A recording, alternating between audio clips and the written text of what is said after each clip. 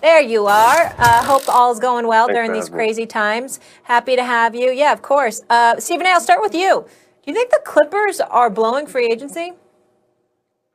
I wouldn't say blowing it. I think that's too strong of a word when they just acquired Serge Ibaka. But I will say this. First of all, Montrezl Harrell needs to stop lying to some degree, or people need to stop lying on him, because we've heard about the friction between him and Paul George and how that led to a lack of appreciation he felt he was receiving from the organization as a whole. Now, either that's the story or there's a whole bunch of people lying on him, because you see those reports all over the place. That's number one.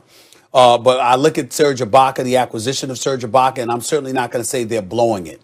Here's what I would say. They still need a point guard, and that's no knock against my brother Patrick Beverley. I got love for Patrick Beverley. I think that he's a stout defender. He's an energizer bunny. He's a professional pest, and I think every lineup needs that.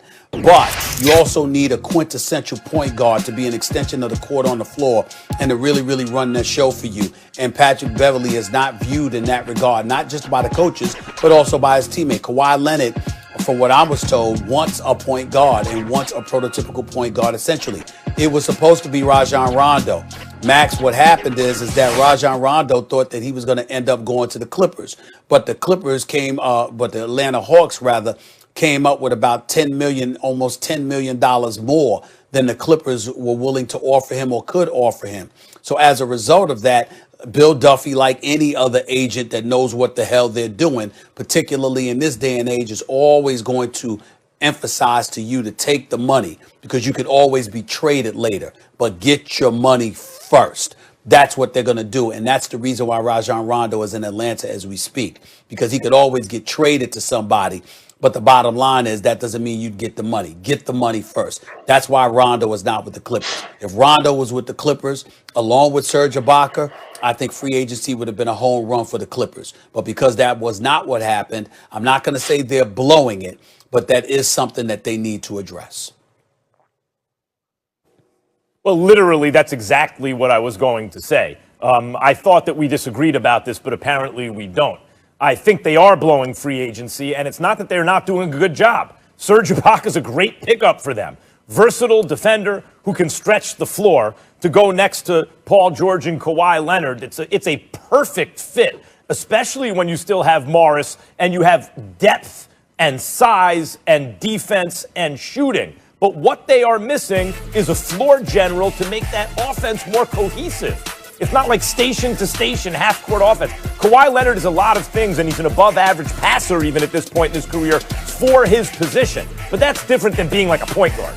You know, if you're going to run your offense through Kawhi Leonard, that's fine. You can do it. In fact, you can do it to great effect. But to beat the Lakers, you should have a dynamic playmaker who's not Kawhi Leonard, right? So had they, for example, made a move and somehow acquired Drew Holiday, I'd be thinking about the Clippers differently right now. Right now, I know Clippers are kind of the hot pick as the second best team in the West. But as you know, earlier in the show, I like the Mavericks better if they're healthy than the Clippers. I don't think the Clippers have done enough to address the issue, which is Patrick Beverley, who's a nice player, a 3-and-D guy who's short, so he's a point guard, is not a dynamic playmaker. So Rondo, I thought, was heading for the Clippers. Stephen A., you gave information as to why that didn't happen, and he would have been an excellent fit on the Clippers, especially since he's playoff Rondo. But Drew Holiday or someone like that, there were other options that you could have fit onto this team and gone like, wait a minute, the Clippers are a real threat. And I don't feel that way at this moment. I agree with Stephen A. I can't call it a disaster because you are able to sign Serge Ibaka and you did re-sign the Morris twin. But at the same time, I think we're looking at it from a standpoint of that Lakers are really going out like they fell short last year because their counterpart down the hallway, the Lakers are really active and pursuing and getting who they want. I think it makes the Clippers kind of look like, man, are the Clippers dragging their feet? What's going on? I still think they got some time. Obviously, they have until the trade deadline, but I don't want to beat a dead horse. They need to address the point guard-ish situation there. They need a floor general. It wasn't Rondo. I talked to CP before CP went to Phoenix, and CP, had interest in going back to the Clippers. They didn't want to pull that trigger, so the Clippers need to address the point guard play. And then there was, there is stuff floating around about the chemistry in that locker room last season. So whether Montrez was the blame of it, I'm sure you can't put all of it on it. they decided to part ways with him. But, I think number one issue is they need to address that point guard situation and then try to get on the same page. Because I think last year we were waiting for them to hit that chemistry mark last year because we just figured they'd been injured and hadn't got a chance to play together. But there was more behind the scenes that we didn't really know until now. Well, Matt, it's interesting that you bring that up because a few weeks ago, I talked about the Clippers wanting CP3 or Rondo. Obviously, CP3 would have been the preference, and I also know he's got a great relationship with Ty Lue, and as a result, that had him strongly interested in returning to the Clippers because of the relationship with Ballmer as well, who he still has dinner with a lot of times. But here's the reality. This is what puts the real onus on Kawhi Leonard, in my estimation. And I really want to hear what you think about this, Matt. The Clippers gave up all those assets. It wasn't just to get Kawhi. It's because Kawhi insisted he wanted Paul George. It wasn't enough for him to come to the Clippers. He sat up there and said, if you don't do what it takes to get my man Paul George here with me, I'm going to go to the Lakers and join LeBron and AD. Ballmer couldn't let that happen. So they mortgaged the farm and to get him, which is that's their decision. It's not his fault per se, but because of that, they didn't have the assets necessary to now give Oklahoma City to get CP3. And so not only did you use those assets to acquire Paul George, it prohibited you from having the assets necessary to get CP3. And that's why I look at Kawhi Leonard and say, excuse me, if anybody is on the clock, if anybody is on it, like we should have our eye on him, it's him. Because you're the guy that can play, but are you that galvanizing leader? And on top of it all, are you willing to accept the fact, damn, I know I'm a two-time champion and a two-time NBA Finals MVP, but they did all of this just to get me. And I didn't even get us to the conference finals. What you gonna do about that? I think it's fair to ask Kawhi Leonard, what the hell are you going to do about that? When you talk about him, Max, being the best player in the world, which you was talking about before you came to your senses after he lost in the postseason, I say this to you, Max Kellerman, and I'll throw it to you, Matt, as well. We sit up there and we look at everybody else. Kawhi Leonard has never been in the eye of the storm as the man. Let's put him there and see what he's got. What's wrong with that? Well, first of all, Kawhi put himself there when he opted not to go to the Lakers. Instead of joining a team where it would have been impossible for anyone to beat that team, and it really wouldn't have proven anything, AD, LeBron, and Kawhi, he decided to challenge LeBron head up. Now, it didn't work out. He didn't even get to the conference finals, but no one has to put him in the eye of the storm. He put himself and he trolled LeBron all season. Hey, Matt. Let me say this quickly, Matt.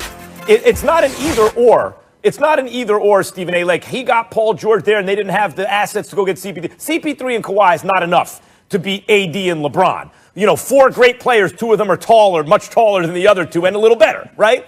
CP3 with Kawhi and Paul George. Now you're talking. So that's what I mean by they're blowing it, Matt. There's no CP3 on the team. He switched teams, but he didn't switch to the Clippers, right? Drew Holiday was on the move, didn't go to the Clippers. Even Rondo didn't go to the Clippers. They didn't get what they actually needed so far. And I agree from a standpoint of, Kawhi hasn't shouldered enough blame. When you're the superstar on the team and they go out and get who you want, which is Paul George. And I haven't given up on that combination. First of all, they didn't play it together enough last year. But at the same time, I think after one season and a crazy season as it was, you can't give up on Paul George. We just had Paul George on All the Smoke last week. He's energized, out on a mission. So I'm excited to see what he does this year. But at the end of the day, the glaring weakness on this team is the point guard position, and they did not address it yet. Hopefully they still have some time, and you always know there can be a dark horse trade that no one's talking about or a move that no one's talking about that may happen, and they have up until free agency. But at this point, I don't think it's so much that the Clippers have failed. It's just that the Lakers are doing as if they lost last year in the second round. That's how they're treating free agency, with a sense of urgency.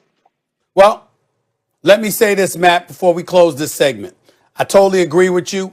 I think Kawhi Leonard needs to be in the eye of the storm. And the last person I want to hear from this on this subject is Max. And Max, here is why. You are living proof that Kawhi Leonard has not received enough blame. Because after they wet the bed and folded let go of a 3-1 lead against the Denver Nuggets in the conference semifinals, failing to get to the NBA Finals. All you said was, oops.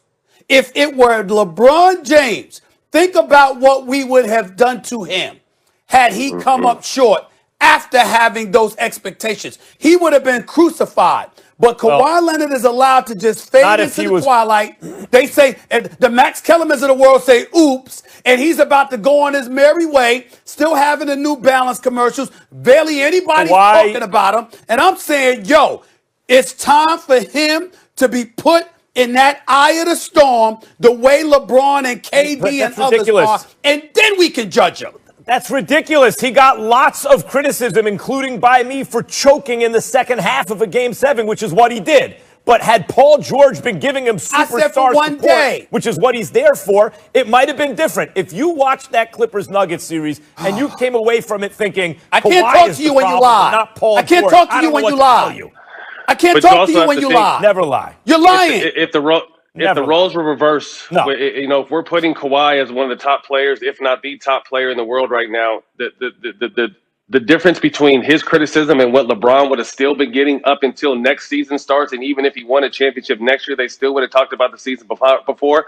Stephen A. has a point. Kawhi definitely hasn't got the criticism that comes with being a superstar of your team, calling shots on your team, and not coming through. So that's why I'm looking for a bounce back season for Kawhi and PG. Kawhi got criticized. All right, we'll leave it on that note. Stop Max lying. calls it never lying. Stop Some people lying. call Don't it lie on dying national with television.